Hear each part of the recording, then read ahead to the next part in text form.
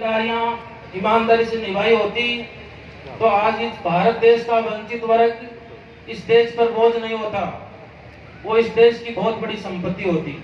बहुत बढ़िया बात।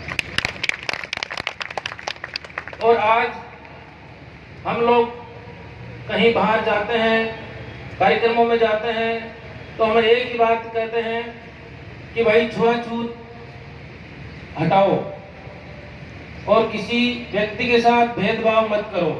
लेकिन वो बात सिर्फ थोड़ी देर के लिए मानते हैं, बाद में वापस उस बात को भूल जाते हैं। मैं जिस संत परंपरा और जिस मुख्य पीठ से आता हूँ, सांगलिया संप्रदाय से, वहां का जो मुख्य भाव, जो ध्येय उद्देश्य रहा है शुरू से, छुआछूत मिटाने का, लोगों में जागृतियां पैदा करने का, शिक्षा और चिकित्सा को समर्पित वो आश्रम रहा है। एक मन में बहुत बड़ी कुंठा, एक पीड़ा थी। मैं और महाराज जी पिछली बार 13 अप्रैल को 2022 में जब बैठे थे तो हमने चर्चा करी कि महाराज ये देश होना क्या चाहिए था और क्या होता जा रहा है।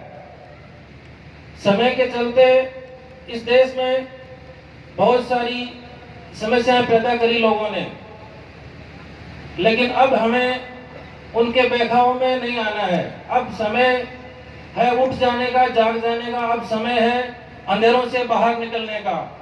अब समय है एक साथ सात सुरों में गुनगुनाने का। अब समय है एक अखंड भारत बनाने का।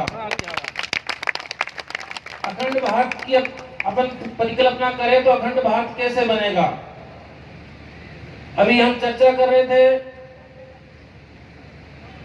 कि आज तक जो सरकारें पीछे गई रही है तो उनकी कमजोरी ये रही है कि उन्होंने इस देश के एक बहुत बड़े वंचित वर्ग को राजनीति के तौर पे लपेटा है। अब हम ऐसा नहीं होने देंगे। ये महाराज श्री कई बार हम चर्चा कर चुके हैं कि अब दोबारा ऐसी घटनाएं नहीं घटेगी। हालांकि मुझे विश्वास है और मैं सोचता भी हूं कि कई सारी ताकतें, कई सारे असामाजिक तत्व हमें तोड़ने की कोशिश करेंगे, लेकिन अब हमें समझना है कि उनकी बातों में, उनकी बहकावों में नहीं आना है। बहुत हो गया मनमुटाव और हमने बहुत सारी जो गलतफहमियां पाली है समाज में, अविश्वास की वजह से भी हुई है।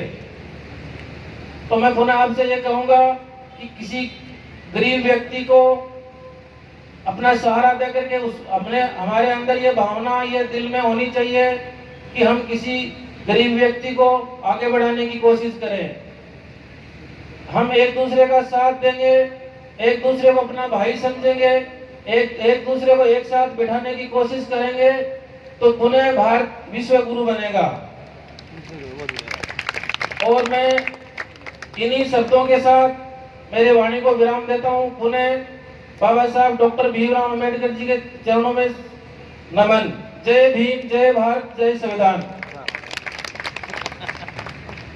बहुत बहुत आभार महाराज श्री, आपने संक्षेप में ही आज के इसके पूरे कार्यक्रम को अपना आशीर्वाद प्रदान किया। और अब एक ऐसे संत भी हैं जो उद्बोधन की